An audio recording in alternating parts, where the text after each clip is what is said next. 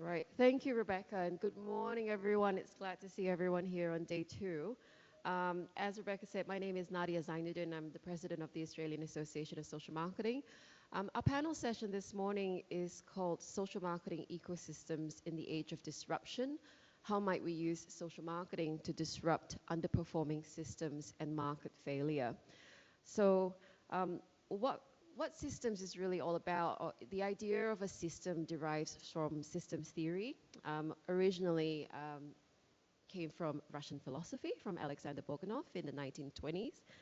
And the idea of a system, or the systems theory, was to lay the foundations for a new post-capitalistic culture and science that would overcome the division between the natural and the human sciences and enable workers to organize themselves and their productive activity. So these ideas back then in the 1920s were central to the culture of society in which class and gender divisions can be overcome. Most of us, when we think about systems and systems theory, would know Ludwig von Bertalanffy, an Austrian biologist, and used his definition of a system, which is a cohesive group of interrelated, interdependent components that can be natural or artificial. And every system has a causal boundary influenced by its context, defined by its structure, function, and role, and expressed through its relations with other systems. And so a system is essentially more than the sum of its parts when it expresses synergy or emergent behavior. So that's a bit of a brief definition and background to the idea of systems.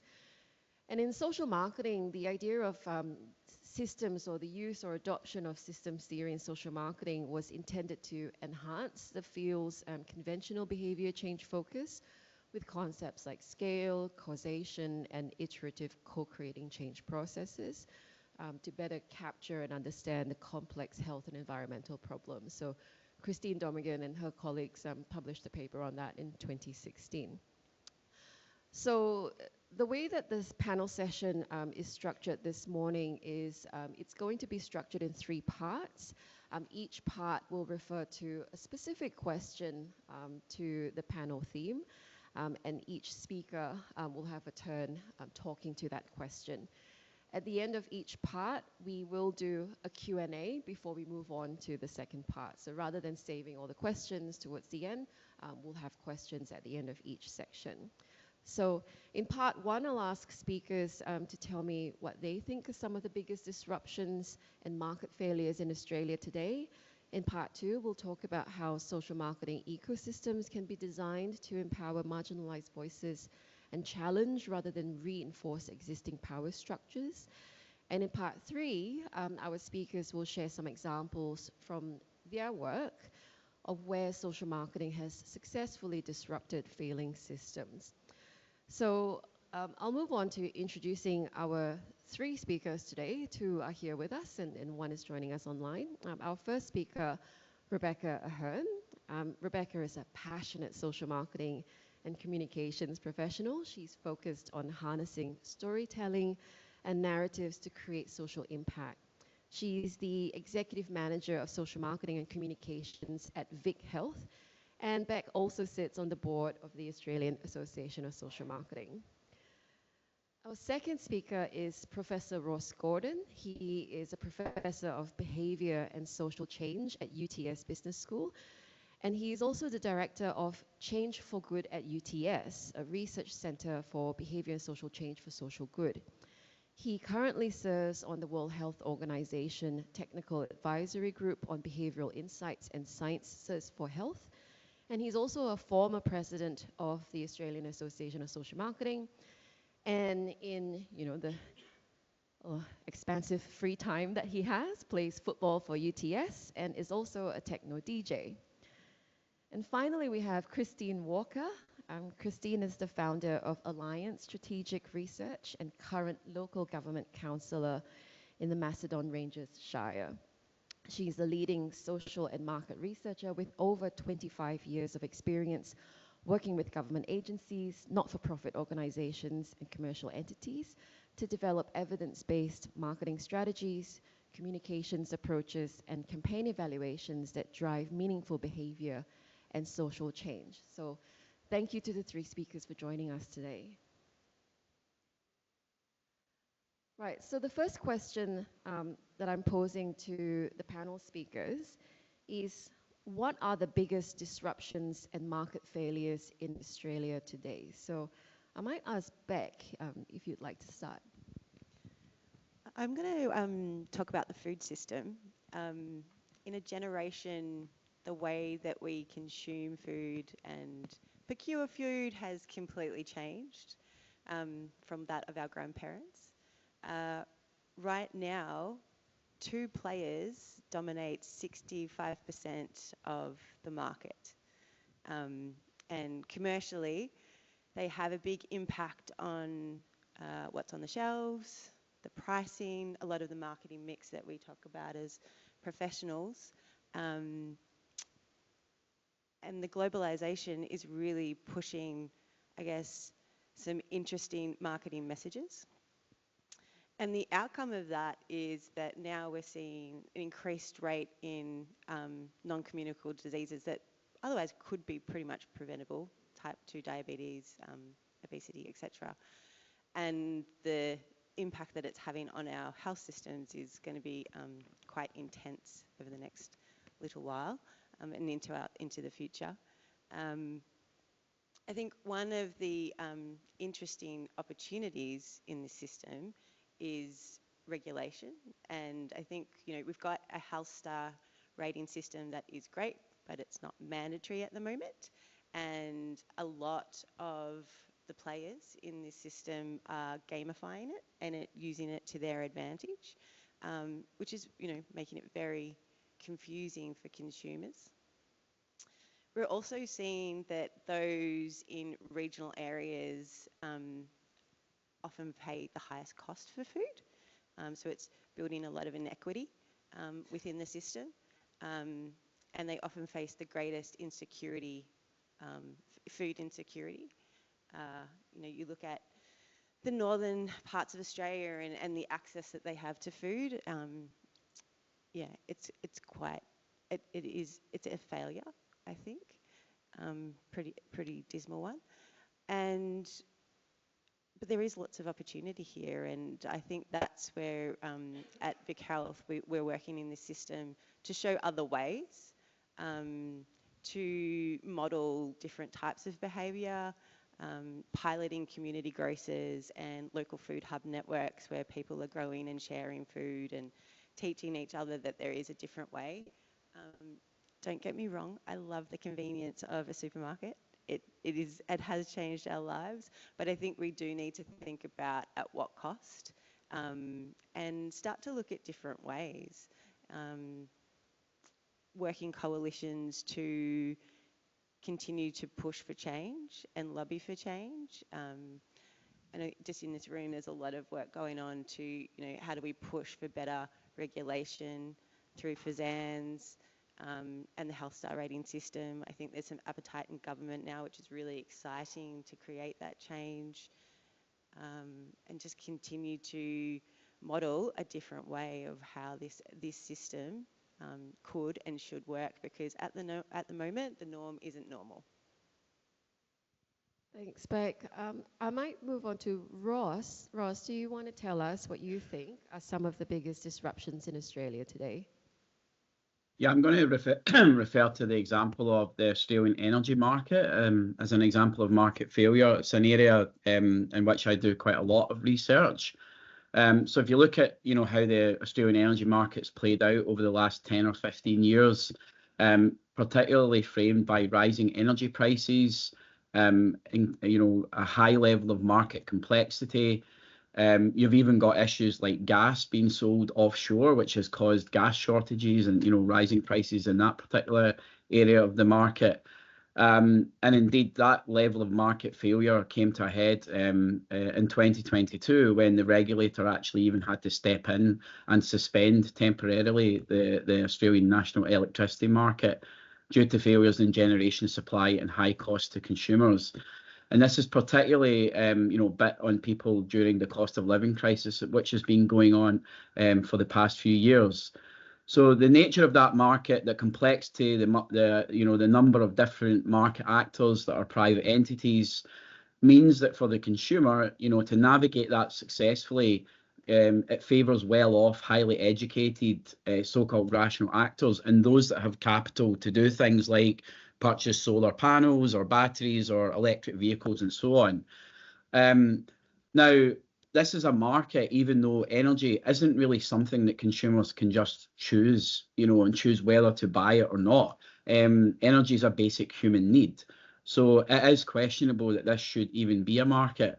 And what we've been seeing in some of our own research is that during the cost of living crisis, people have been making tough decisions as they struggle to pay rent or pay the mortgage and trying to decide whether to eat, pay other bills or pay for energy. And indeed, some of the work a group of researchers around Australia that I was involved in did a couple of years ago showed that energy inequity and energy hardship is massively increasing in Australia. So we see how this market fails lower income families, culturally and linguistically diverse consumers, older people, and so on.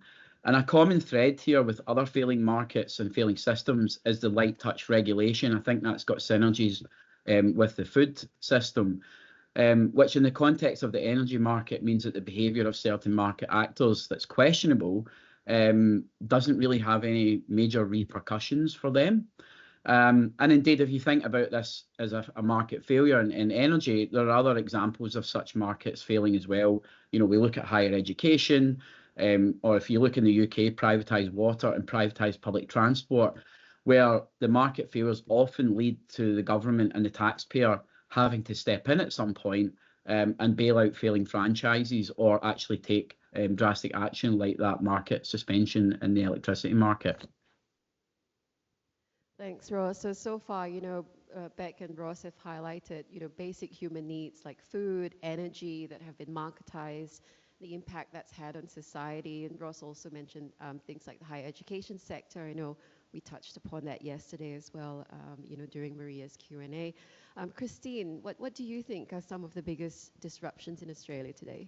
Well, I think there's one we've been talking about quite a bit already, which is, of course, AI. And the way in which I think that's going to disrupt a lot of structures and organisations is completely up for grabs at the moment. And I think a lot of that's going to come to us from left field, right field, and sort of bang smack in the face and knock some of us off our feet in some cases. I know in the research sector there's a lot of discussion about how we're going to use it. In discovering how we're going to use it, is it going to be, people are talking about non-research research and synthetic data and all of these things, and I think most of the practitioners are chasing the technology at the moment. And I think that when you're in that situation, you've got a really big system that's actually going to cause us to change more than anything the other way around. So it's about trying to see, there's a lot of challenges in it and a lot of threats. And there's a lot of, boy, we better decide we're going to step into the future, because if we don't, we're going to get left behind so quickly. So what's the opportunity is the big question in that, obviously, for social marketing. And already there's discussion that I've seen about, we're going from mass marketing to delivering counselling services bespoke to individuals with an AI counsellor, which is just such an exciting kind of idea. That people can get individualised support out of a kind of mass campaign. So there's some really sort of exciting things that can emerge out of it. But it's also, we may see some of the structures that everything's sitting in that we may like or dislike and think needed some disruption that will become so disrupted they may become quite dysfunctional. Or surprise providers will come in. We'll have commercial providers come in doing something that the sector has not perhaps been able to do that well previously. So it'll be sort of, there's kind of a lot of structural things that might sit behind it. However, there are lots of opportunities, I think, and I've just got to refer back to my notes here. I think the other thing that's really interesting with AI is that knowledge authority shifts. Somebody can get a cogent kind of answer and response on a topic and be quite well informed very, very quickly. So the authority that sometimes is needed, or the stored knowledge of an organisation or an entity, can be challenged in a way that previously it hadn't before. Does that necessarily bring about a good outcome or a better outcome is, I guess, the challenge that we're really going to be facing as those structures get challenged. The other example I wanted to give of market failure, of course, well, of course, not of course, but is housing. And, you know, it's such housing affordability for both for renters and for people who are wanting to buy is a really big issue in our society, and it's sort of changing Australia. It's a real, you know, it used to be that everybody could afford a house even when you were sort of a reasonably you know, low income type of person. That reality is disappearing. The implications for long-term security and financial stability are quite profound. And from a local government point of view, you know, the ability to actually get anything on the ground is just frightening. You've got the intersection of policy around, you know, tax concessions and GST and all these sorts of things that encourage investment in housing versus housing for living. You've got state government policies around planning and so on, and a local government level, the difficulty, we've got a great desire to get social housing on the ground, but the actual process of being able to get it there is ridiculous. In Mount Alexander Shire, which we're talking about, which is adjacent to the one that I'm a councillor in, has some fabulous housing plans, and they've got these really well-developed, cutting-edge sort of plans that are community building type of solutions. But the reality of getting, so they've got land, they've got the will, they've got the designs, but actually getting it onto the ground is almost impossible. And it's going to take years and years and years, but we need the housing now. So we've got a system that wants to do something but just can't even deliver. So. Yeah, so housing, you know, another, I think, you know, basic human right, access to housing has become a lot more inaccessible and challenging. And I know that, you know, in conversations during the breaks and, you know, after the day closed, there were a few groups of us talking about that, actually, about housing and how the housing landscape has really changed in Australia. And of course, AI, as you said, Christine, you know, we had that debate yesterday, very entertaining, about, you know, the role of AI in the work that we do. At this point, I'm just going to open the floor to the audience. Does anyone have any questions or comments that they'd like to ask or share of our panel speakers to the question of what you think are the biggest disruptions in Australia today?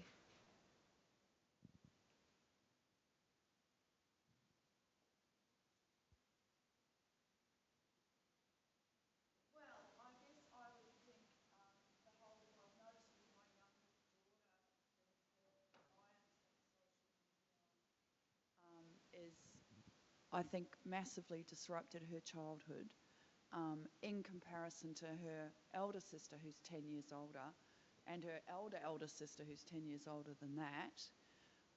You know, they've got a totally different experience of life, and of course, the jury's out on what the long-term impact of that is, but I think as a system, the ability of some of the high-tech solutions to really intervene in family life and children's lives, obviously it's highly contestable, controversial issue. Thanks, Joan. Yeah, you're right. You know, that social media as well, you know, other forms of digital technologies, you know, we've got Gen Alpha, you know, so the younger generations growing up with these technologies. And as you said, you know, the long-term impacts of how, you know, young people consume technology, social media, it's not something we were able to measure at this point. Does anyone else would like to? Rebecca?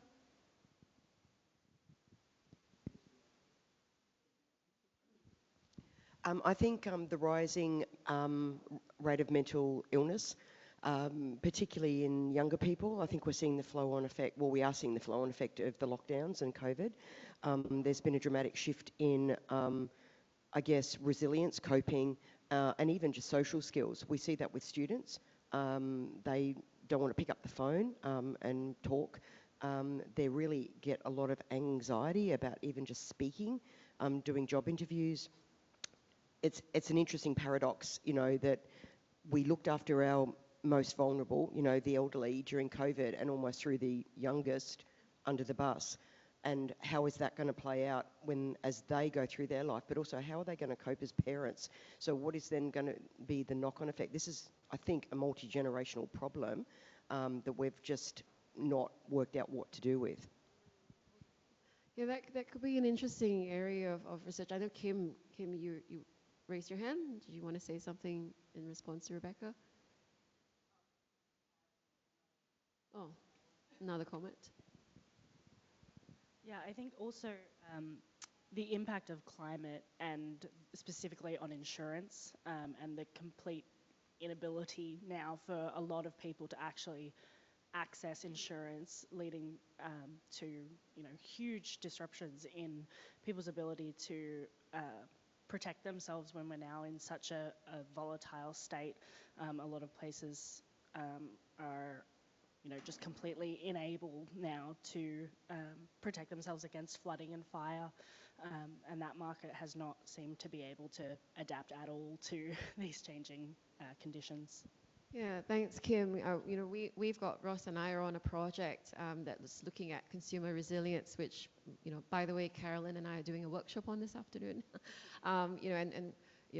It's funded by AMI, Australian Marketing Institute, and John Clay was also mentioned insurance, saying, the impact on, businesses and, like, for example, insurance companies, knowing, the effects of climate change and, how does that affect their ability to offer insurance to homeowners for those who have been able, to get, onto the market and that sort of thing. So these are really interesting questions, not just from a societal perspective, from a business perspective as well.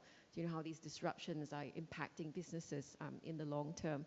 So I think I'm going to ask the speakers to address the next question, which is... Can I just add something there too? Oh, sure, I think to Chrissy. Joan's question, social media, I think that's also part of a changing source of knowledge and information. So like AI is going to change how we become informed, and I think social media has already been changing how we become informed. And so those, they're almost like, they're user-generated content, and the user-generated content is becoming, for some people, increasingly the source of their information. And so it's sometimes not factual, it's sometimes not kind, it's sometimes intentionally, misleading. So we have, it drives the conversation I think we've already had about what is the truth anymore, and who are the players that are trying to change that truth. But there's just that real sort of certainty about what we know about as people operating in the world, I think is shifting considerably, and I even question sometimes, who's the authority on this? You've sort of got to go a very long way back to find it. So I think the social media, and it plays into the mental health one too, but it's part of that sort of whole AI kind of reality too. The same sorts of disruptions are going there. And we've got one last question in the front here. Thank you. Less of a question really, but just to add another thought on a disruption. Misinformation, perhaps related to the conversation there about social media, but more specifically misinformation. I think a great concern, certainly to me, probably to everyone, is how easy it is to establish things that sort of take on a kind of a social value, and we see it in the kind of field of politics, food supply, all sorts of different areas. But it seems that it is very easy, and from a behavioural science point of view, I think we sort of know why it is so easy. But I think that's a great concern, I think, and something that is a disruption. It seems more so now than perhaps ever before. Certainly it's existed for a long time, but it's very topical. I see, Ross, you've got something you want to share? Yeah, just a couple of points. Certainly agree on that misinformation issue. We're currently doing a project about the transition to electric vehicles and some of the behavioural change challenges, but also social justice implications of that. And misinformation is coming up a lot. It's, people are getting information from particular sources. They don't trust the formerly seen as, legitimate and authoritarian, authority sourced kind of information that governments or, kind of manufacturers might issue. So they're really kind of digging around, looking in different places, and some of that information they're accessing and the decisions they're making based on that is questionable. The other thing I was going to kind of just observe there is that, a lot of these systems and market failures and market issues, they're intersecting. So if you look at food and climate and insurance and health, and energy, they actually all are wrapped up, and intersect with each other. So, how you use your energy sources has an effect on climate. It has an effect on health and well-being. Food systems affect those things as well. So I guess the challenge for us in social marketing is taking our systems thinking beyond just thinking about one system, and how do we think about multiple intersecting systems. And actually, that might seem that it's going to even add to the complexity and the challenge, but there might be opportunities for, addressing and identifying and using leverage points that don't just affect one system in one area. Actually, by making big policy changes or, recasting market systems that kind of intersect across these areas, then we actually might be able to achieve change in more than one kind of realm. So that's a really nice point that Ross has just made, because it leads on to the second question for the panel, which is how can social marketing ecosystems be designed to empower marginalized voices and challenge rather than reinforce existing power structures? So Ross, because you started talking about using, an intersectional approach, to kind of start looking at these issues, do you want to start by addressing this question? Yeah, so I mean, obviously, intersectionality theory is a different theory to what I was saying there. I'm saying more that we need to consider intersecting systems, maybe pick a different word, overlapping or systems. In terms of like, how do we think about tackling these issues? Unsurprisingly for people that know me, I would advocate for a critical perspective. That's always what I do in my work, but importantly, pointing out that critical but constructive perspective. If we don't critique, question, and challenge the existing state of affairs, how can we develop new ways of thinking and doing that produce the emancipatory outcomes that we're looking for, that serve people, planet, flora, and fauna? So there's a need for social marketing to be informed by constructive critique and adopt a proactive rather than reactive approach, just putting out fires, which is often what we feel like we're doing.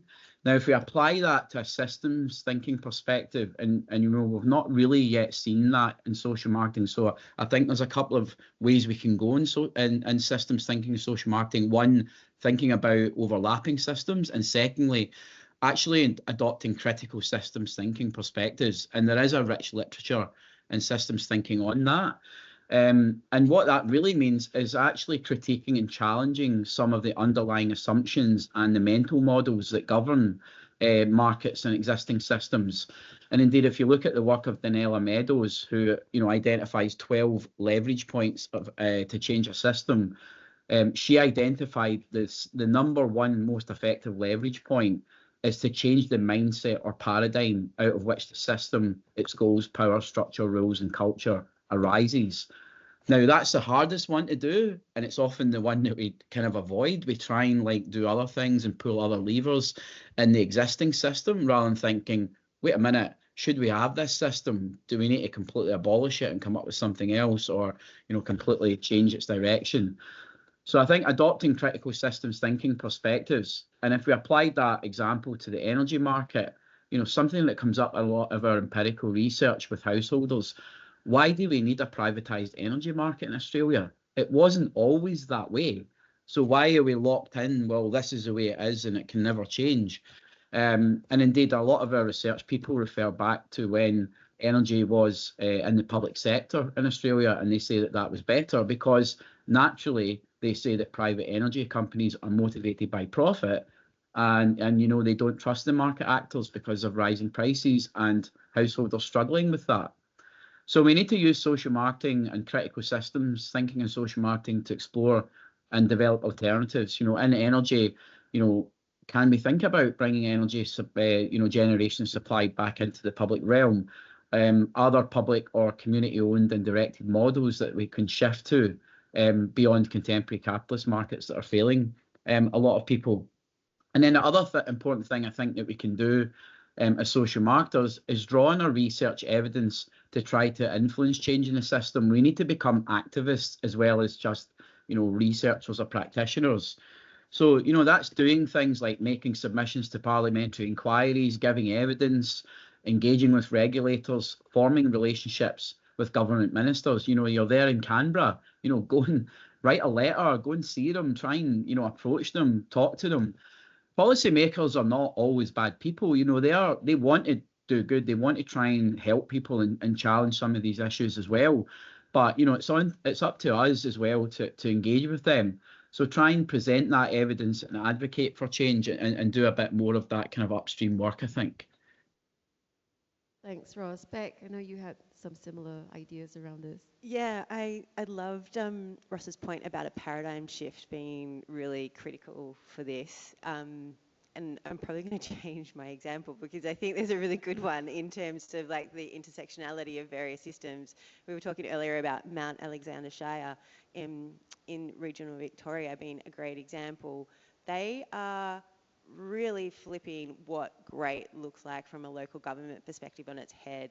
They are taking the model of a wellbeing economy and entrenching it into all of their policy practices, doing, thinking, from everything from keeping fast food outlets out of their community to support networks to teach kids about where food comes from and getting them involved in the growing, cooking, community sharing of food, which has great impacts on their social connection and mental well-being and the flow-on effect, etc.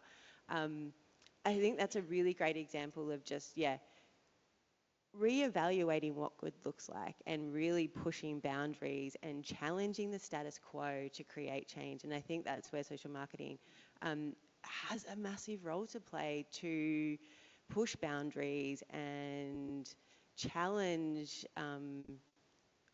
existing power structures and ask why and put up different models. They're piloting so many great things from social housing to community connection.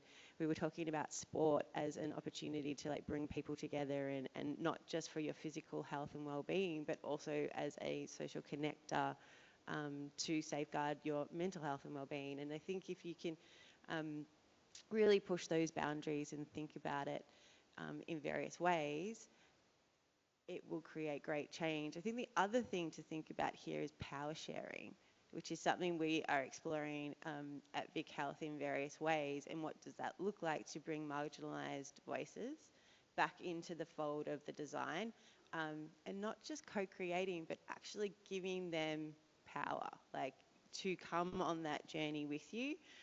We're very much at the start of that journey.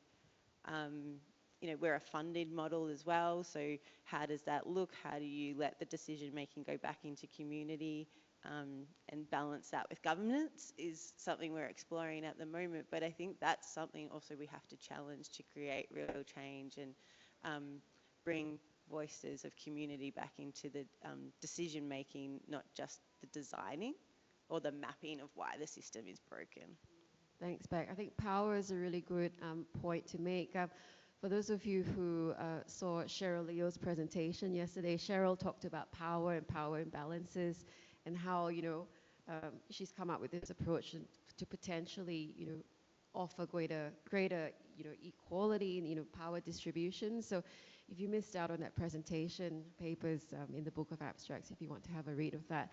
And Christine, what do you think? It's interesting. As I was listening to Beck, I was thinking, there's these moments where we need this audacious, ridiculous, completely and utterly creative and is stretching kind of thinking. And that, I think, is sometimes where we find some solutions. But I would say the ability to think audaciously and put it on the ground is now so constrained by all of the, there seems to be, there just seems to be so many constraints. And some of those constraints were designed for extremely good reasons, which was to make sure that all factors were considered. You know, I'm thinking about governance particularly. You know, have these people been consulted? Has this been done? Has that gone on? And so on. So some of those constraints are constructed to ensure inclusion, but they actually become constraints in ways. So there's this barrier to really left field thinking, which I think is sometimes absolutely essential to have paradigm shifts. But I don't think a lot of our systems support that by any means. And, you know, look, I'm always going to say the best way to do anything is to research it. so, you know, I think it's about putting humans front and centre in everything that we do, because I think a lot of the systems that get built become somehow unhuman and unhuman friendly. And when we keep putting the person and the people in front of the decisions and the processes, I think it can only be a good outcome, because we're designing these systems for those people, or those people are designing the systems too. So there's so many different methodologies that we can use, and perhaps this is an area where we might see some great innovation come out of AI even, you know, ways of approaching, you know, marginalised people and all of those sorts of things. So I just think there's opportunities, but keeping that creative framework for thinking is a real challenge, actually, I think, but it's incredibly important. Were there any questions or comments on the side over there?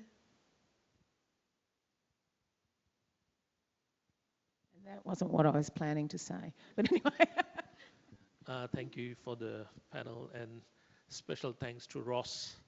I think social researchers should be a bit rebellious rather than just publishing papers and, you know, going for promotion. I think what I do in weekends, I cook for charity. I'm a good cook. We raise about $6,000 for Cancer Foundation. I think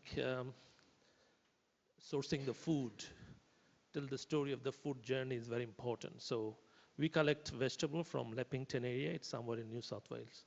And we try to promote student idea that fruit picking is a big crisis. So we pick fruit and we cook that. And I think the young community people, they come and buy food from us, and then. So I think the idea behind social marketing to me is moving things rather than just writing things. We need to really come out and be with the community, whatever we have. I think this is a huge gap. I'm an academician. I can see how students are. They don't like the classroom anymore.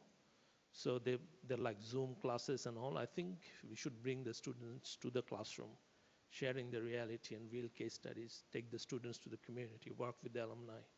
I think this is an area that we may think. Thank you. Russell. Thank you. Just looking through that list of problems, energy, food, insurance, social media, housing, they're all for-profit industries now, and I think Ross touched on it a bit, but they're all private industry, and the driver for them all is profit. How do we work in that environment? I think there's some really good examples. I take to food. In Singapore, they actually have a supermarket that is government owned and operated. They still are making a profit, but it's a model that then goes back into the community. Like they just, it came out of the war, and where there were shortages, and they've created this amazing ecosystem now. And I think it's just around thinking like, things are always going to be made for profit. That is fine, but just how else can we do it, and why are there only two players, particularly in the food system, that are making profit, and how do we enable other players in that to make profit? I think sometimes social marketing, we can put the commercial actor as the enemy. I think the opportunity is to bring them in and make them a collaborator and just think about it differently, because you know, I don't see capitalism ending anytime soon. So we're going to have to learn to play with them. It's really interesting you mentioned Singapore, Beck, because I'm from Singapore and I know which supermarket chain she's talking about. And for those of you who are a bit more familiar with, the political, I guess, environment around Singapore, Singapore is very, I guess, government controlled in that sense. So, like we do have, very, very strong government oversight to things like housing, utilities, and, all education and all of that. So, that's there's positives and there's limitations around that. There's lots of criticisms and critiques around that. But at the same time, because of that sort of oversight and reach, there is still sort of that safety net there. So I think that's something that we can think about. Ross, did you have something you want to say? Yeah, just on that point about privatized markets, I think if we're getting, stories from householders and communities that this market's not working at all with, the profit motive, I get that, we can try and work with private entities, and sometimes we have tried that, but in some markets and some industries, that's been going on a long time, and the market actors are still misbehaving. And if you look at other countries now, like, in the UK, the Labour government are trying to put up a nationally owned energy provider. They've had to take public transport franchises back into public ownership. Privatized water, doing the same. Even the banks, when the global financial crisis happened. So, I think it was Bernie Sanders that said, capitalism for the poor and socialism for the rich. When the market fails and these private entities are struggling, the public sector, the government, the taxpayer has to jump in and bail them out. So, if that's already happening, why is it unquestionable that in certain markets we actually take back control? I'm not advocating this in every market sector, but basic things like, public housing, like, energy, water supply, public transport, higher education. I don't think these work as privatized markets. And we've got lots of evidence of that, not just in Australia, but around the world, that it just doesn't work. So I think, all as citizens, not just social marketers, it's up to us to speak up about this. Ultimately, policymakers care about what voters think, right? If voters want something different and they make that really crystal clear to policymakers and make it clear that they will punish them if they don't take action by voting against them, then, the implications for policymakers are they need to do something about that. We saw that in our election in 2022 in Australia around climate. People were fed up with the lack of climate action and voted for a big change and voted for parties that were advocating climate action. So I think it's not impossible to roll back or move away from some of these apparently locked in market systems. But we, not only social marketers, but as public citizens, have got a duty to speak up and lobby and be activists around that and let policymakers know we actually want a change and what that change we're advocating is. Thanks, Ross. We might move on to the third question, just so we keep to time, which is, what are some examples where social marketing has successfully disrupted a failing system? And what were the key levers or partnerships that made that disruption possible? So I might start with you, Christine. I wanted to use an example, which is actually a corporate example here. So this is the Geelong refinery, which is a piece of lovely structure, infrastructure that nobody likes to think about, that we all use to get here today, and we use to get home, and we use every day in our lives. And many years ago, so this is work I've done over, I think it's been 20 years now. So we have a piece of infrastructure which in its own right is becoming redundant. And everybody's acutely aware of that, the community's acutely aware of it. But a few years ago they were having massive problems. They'd had a number of environmental incidents. They had huge problems in communicating with the community, and there was a very angry set of people demanding better performance from the refinery. The people that were operating the refinery were operating it as they know how to operate a refinery, which is using their technical expertise and doing all of the things that you should do. And I kind of summarised that they'd been painted into a corner and they just couldn't do one single thing that would work because the community never was getting what they wanted. And all of a sudden we brought in research to sort of circumvent this process. And we interviewed the staff and then we interviewed the community about what was going on, and the perceptions of what was required were completely different. So we had on one hand the staff who were doing their engineering solutions to operate and do it properly technically, and we had the community saying, when the flare's really big, I think the refinery's going to blow up. Well, when the flare's really big, the gas is being let go, so it won't blow up. So you had these two sort of sets of perceptions that were completely and utterly different. So through this really simple process of research, we managed to reconcile those things and started a really different process, which was about bringing the community into the refinery, showing them around, having the engineers talking to the public talking to the engineers. We set up a hotline directly to the operators from the community, a sort of a whole step change in how that organisation was thinking about what it needed to do.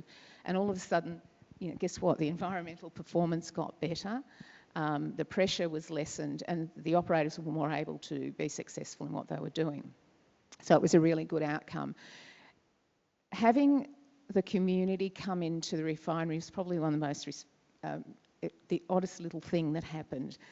The safety of the refinery is obviously a core concern to local residents, and it's a very disadvantage. You can imagine, people don't like to live next to refineries, and you only live next to them if the rent's cheap. And so it's a very disadvantaged sort of environment. So anyway, the people came into the refinery, and the one thing that convinced them, it was really interesting, as they were doing their tours around, people were saying, every time we walk up a staircase or down a staircase, they tell us to put our hand on the handrail. And they walked out and they said, God, the safety in this place is insane. So there was this weirdest thing that convinced them that the refinery was a safe operation, which was being told to put their hand on the handrail. Now that's outside of research findings. Do you know what I mean? If you sit here and say, what is it that you want to have happen? It's none of those things. It was the handrail that convinced them that they were really focused on safety. And so this dialogue was able to be established. The refinery, this great big piece of built infrastructure, could change the way in which it operated in the community, and the community it could change the way in which it interacted with the refinery. So by creating a partnership effectively, there was a real shift that went on in that environment. So it's a really nice example, I think, of shifting and using social marketing for good. That relationship continues, the conversation continues, it shifts year to year, time to time, the interaction, sometimes the players shift and things change again, so it's a persistent and ongoing activity that's a push out from the refinery, a pull in of the community, and it was just a step change in the way in which both parties were acting in that thing. The community's had some good outcomes from it too. So there's a social will there from that organisation that's a major. I mean, it's about permission to operate. Let's not, mince our words. But there's definitely a social. There's a social imperative from that large corporation, that's pushing into the community. So there is goodwill there, and there's an absolute desire not to cause harm or anxiety within its community. So, I mean, it's just a really nice example, I think, of how some simple activity can completely shift the operation of a really large and very important energy provider. They know they're on their way out, and the community knows it, but they'll get there gradually.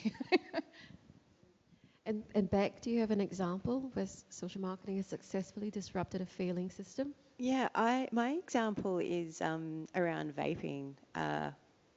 The collective impact model of public health, particularly led by our colleagues from Cancer Council and QUIT, I think has been quite extraordinary in creating the change around legislation banning vapes, which has been incredible. I think the ability to bring different voices together and all have a similar message was really effective to bring about that legislative change.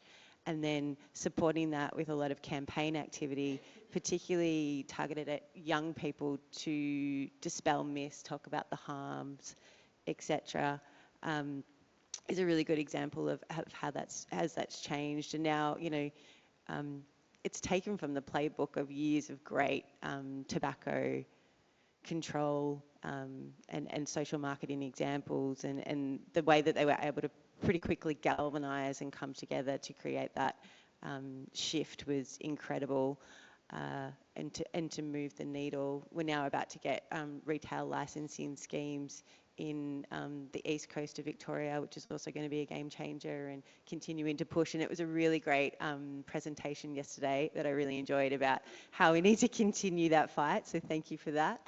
But I think that it also talks to the opportunity for social marketing to work with unlikely collaborators. And I really took a lot of from Maria's presentation yesterday, that we're going to really need to shake the tree. And I think there's great opportunity for social marketing to kind of lean into that and think outside the box about how to create some change and shift systems further.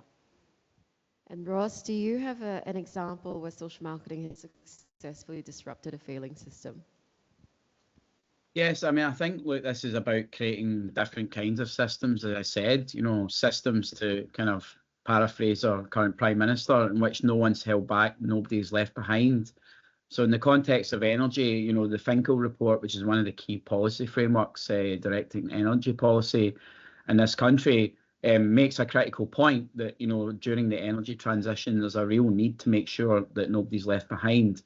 One of the projects I worked on some years ago was funded by the government's low-income energy efficiency programme, and we ran a community energy efficiency project with lower-income older people called Energy Plus Illawarra.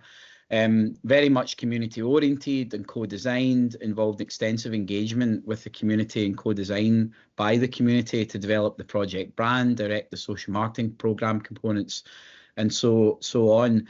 And one of the interesting things about that programme was when we undertook retrofits to people's homes, these were based not only on the home audits conducted by the engineers and, what would actually be the best for energy performance of the household, but also in what they thought would fit with the consumers' lives, or what householders said would fit with their lives. So rather than just letting experts determine this, what happened was the engineers presented a range of retrofit options from which people could select. So that's about putting power back into people's hands, and kind of trying to give them back some agency, adopting those community-centred approaches. And in that programme, help people reduce their energy bills, be more energy efficient, and maintain comfort and well-being. Some of the more recent work that we've been looking at is looking at other kind of community-owned systems and assets. So, can we think about community-owned solar, community batteries, even community-owned electric vehicles that are shared? And, can we have local community organisations, things like men's sheds or neighbourhood houses or co-ops, who actually own these assets and distribute the resources among the community, by the community and for the community. And there's a lot of really interesting work around that going on across Europe that I think, gives us some potential, ideas to transfer across to Australia and think beyond this kind of privately controlled, profit motivated energy market. Thanks, Ross. Now, I'm just going to open the floor up to any questions or comments. Suzanne? Building on both what Beck and Ross said, I think we also need to be really alert that even some of our progress can disappear, because as Beck knows and was referring to, we had world-leading legislation recently to ban the sales of vapes because of the problems. And just before the last election, you may have heard, I think it was Angus Taylor, the deputy leader of the Liberal Party, arguing that we should legalise vapes. And he nearly became the leader of the opposition. So we should not be living in I think it was Ronald Reagan world who said government is the problem.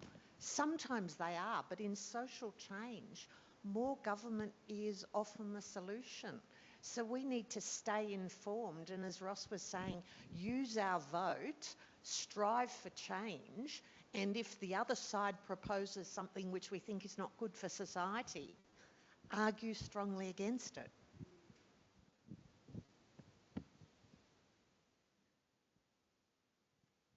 Any other questions or comments?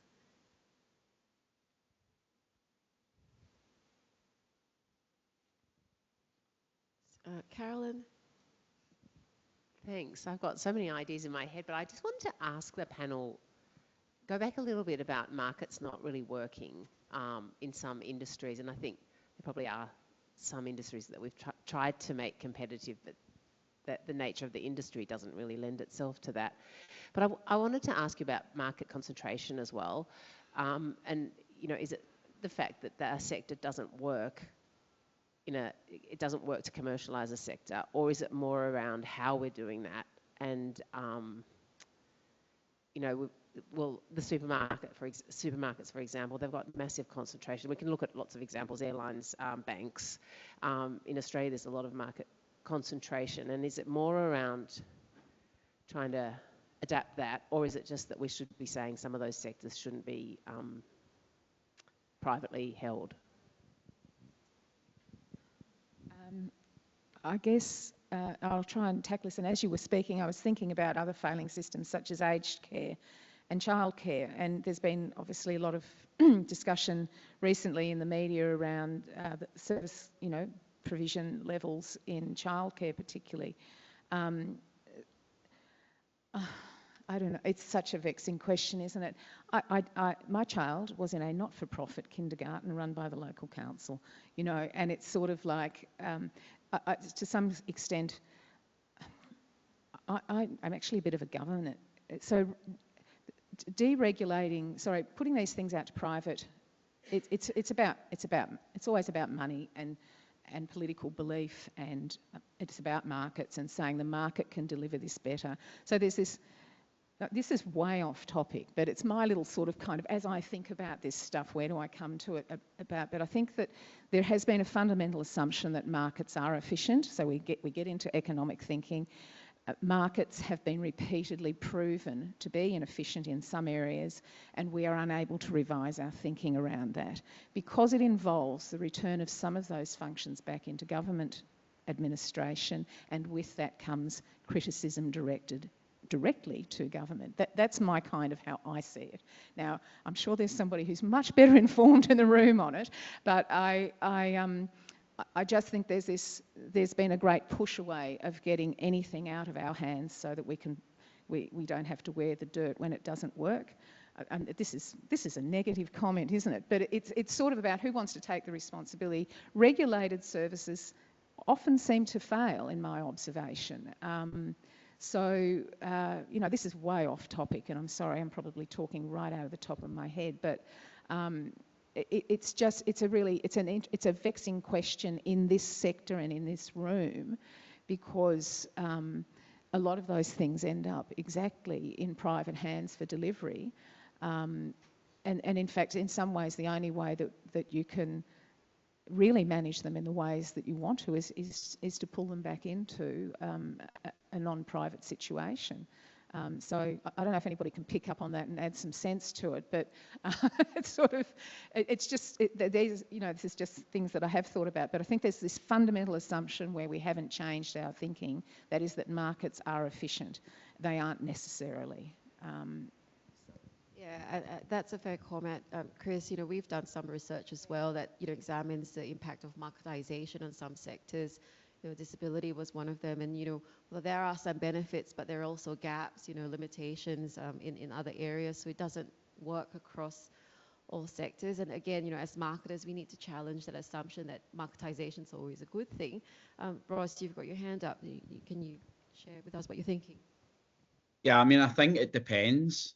Obviously, in some areas of the market, I think, there's some, if you look at the UN Charter of Human Rights, or you look at the SDGs, right, and you look at whether these basic human rights are being upheld in Australia, something I do with my students every year, and you look and you read them off the list and you think, no, No, no. Basic things like housing, shelter, health, all the rest of it. But I think, in some areas like education, health, vital utilities like energy and water, public transport, childcare, personally, I think no, they don't work as privatised markets. Others, maybe they can, but they need to be better regulated. And that depends on the type of regulation.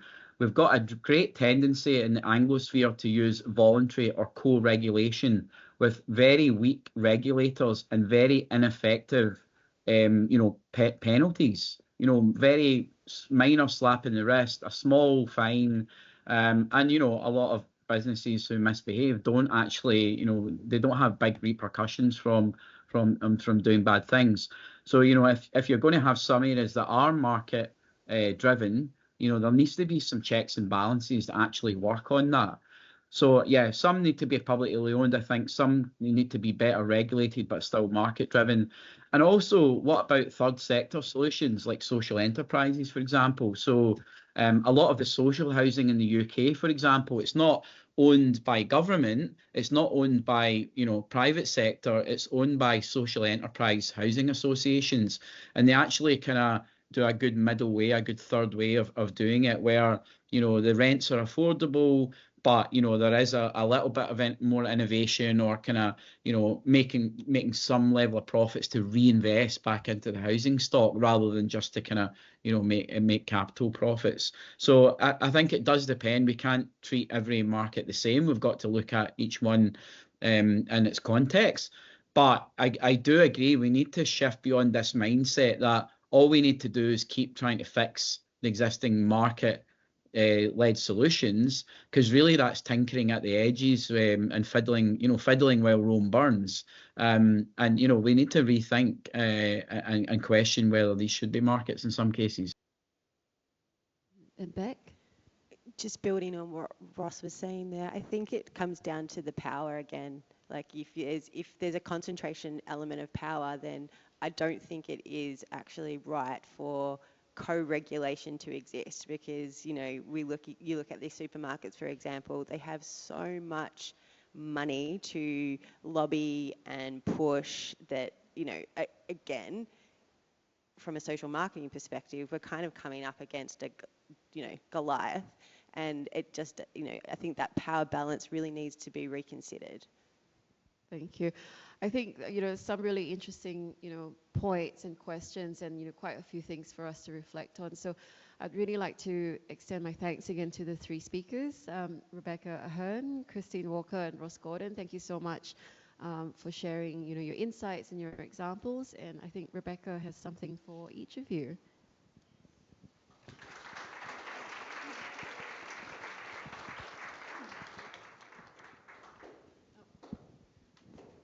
Ross, by the way, Rebecca's given me your gift, so.